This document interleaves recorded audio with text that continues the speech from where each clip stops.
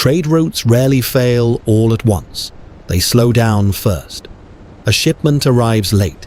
Another gets delayed. A container that used to take days now takes weeks. At first, it feels like a minor inconvenience. You walk into a store and most things are still there. Prices might be slightly higher, a few imported brands missing, but nothing that feels serious.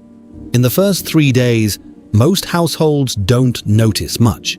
The system still looks intact. Shelves are mostly full.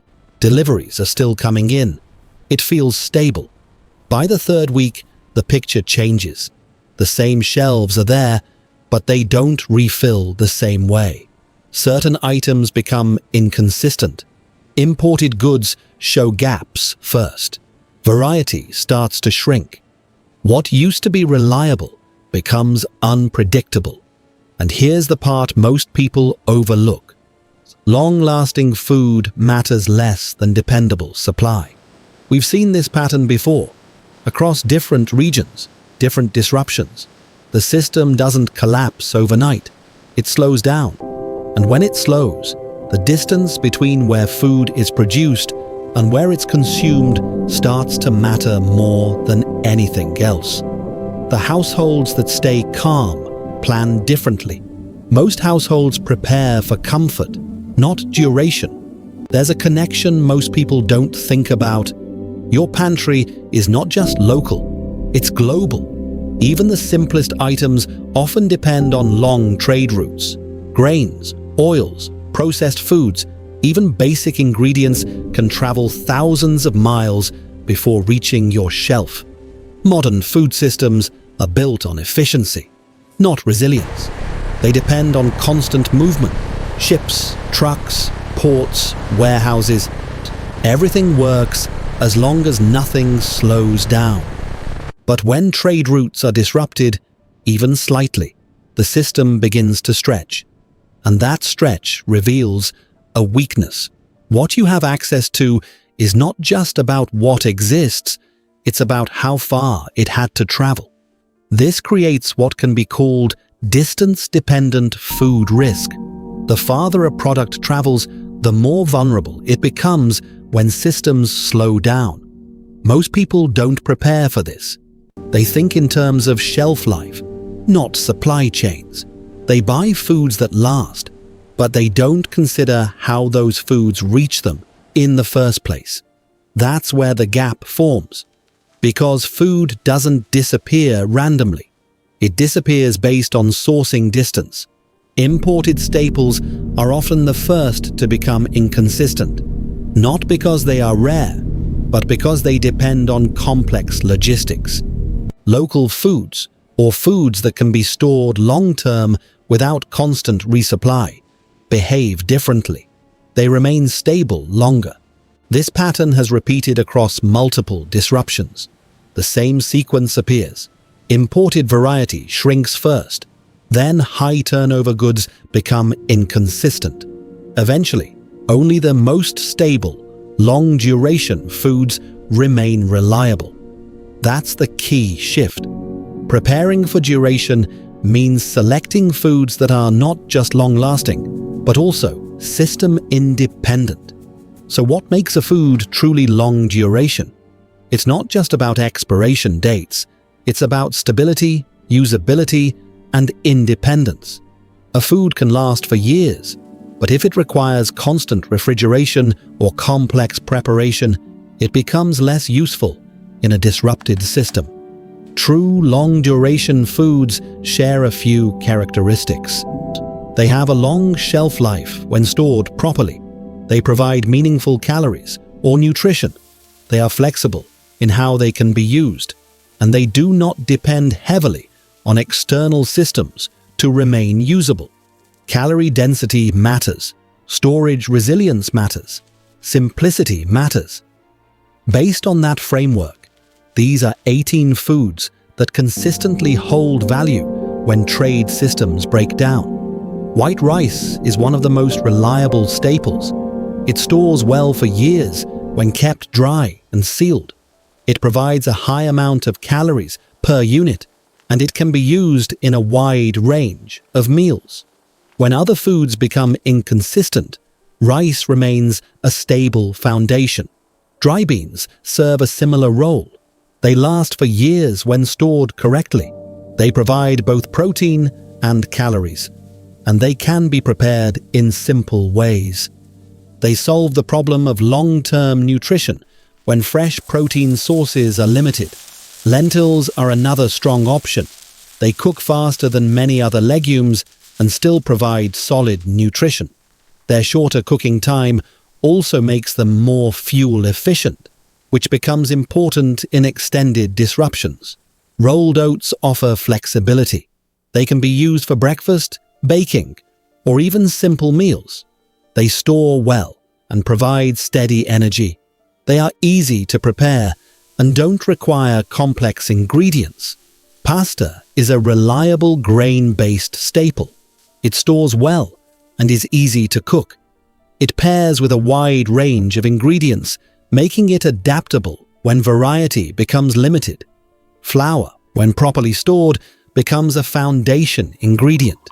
It allows you to create basic foods like bread and flatbreads. It solves the problem of relying entirely on pre-made foods. Cornmeal adds another layer of flexibility. It can be used for different types of meals and stores well under the right conditions. Cooking oil, while it doesn't last as long as dry goods, is still critical. It provides concentrated energy and is necessary for food preparation. Without it, many meals become difficult to cook. Ghee or clarified butter extends the usefulness of fats. It has a longer shelf life than regular butter and can be stored without refrigeration. It adds both calories and flavor stability. Peanut butter is dense and practical. It provides both fat and protein. It requires no preparation and can be used quickly when needed. Salt is essential, not just for taste, but for preservation and food preparation. It lasts indefinitely and supports other foods. Sugar plays multiple roles. It provides quick energy and is also used in preservation. It stores well and remains stable over long periods. Honey stands out because it can last indefinitely if stored properly. It also has natural preservation properties and can be used in multiple ways. Canned meat provides long-term protein. It doesn't require refrigeration and can be used directly. It solves the problem of protein access when fresh sources are limited. Powdered milk extends nutrition options. It allows for basic dairy use without refrigeration. It becomes especially useful in long-term scenarios. Dried fish or jerky offers another protein source. When properly stored, it lasts for extended periods and provides essential nutrients. Dehydrated vegetables help maintain balance. They provide nutrients that are often missing from long-term storage foods. They also store well and are lightweight. Bouillon or stock cubes enhance usability. They add flavor and help create meals from basic ingredients. They make simple foods more sustainable over time. These foods outlast others because they are stable, adaptable, On the left, sealed and less staples like rice dependent and on pasta are neatly continuous stacked. supply. On the right, They processed don't foods are stacked spoil loosely quickly. with varied packagings. They don't require The contrast shows complex differences systems, in organization and and they can preservation. support consistent meals, even when variety is reduced. But there's a mistake that undermines all of this. Many people focus on buying long-lasting foods, but ignore how they store them. Shelf life depends on conditions. Heat, moisture, and air exposure all reduce durability. Poor storage turns long-term food into short-term supply. Another mistake is over-reliance on packaged convenience foods. These may be easy to store, but they often lack flexibility and long-term reliability. Rotation is often ignored. People store food and forget it. Then when they need it, it's no longer usable. A better approach is to treat storage as a system. Protect the food, rotate it, Use it regularly. Replace it gradually. Cost also needs to be considered differently. It's not just about how cheap something is. It's about how much value it provides over time. Cost per calorie matters. Cost per use matters. A slightly more expensive food that lasts longer and provides more flexibility is often the better choice. Fuel efficiency becomes important as well. Foods that require less cooking time or simpler preparation conserve resources. Balance is key. No single food solves everything. A combination creates stability. Storage conditions also vary. In hot climates, heat and humidity become major risks. Foods degrade faster. Protection becomes more important. In colder climates, storage may be easier, but access can be limited. Urban environments depend more on external supply. Rural environments may have more storage capacity, but fewer replacement options. Trade disruptions affect all regions, but the impact varies. Over time, the situation changes. The first few weeks feel uncertain.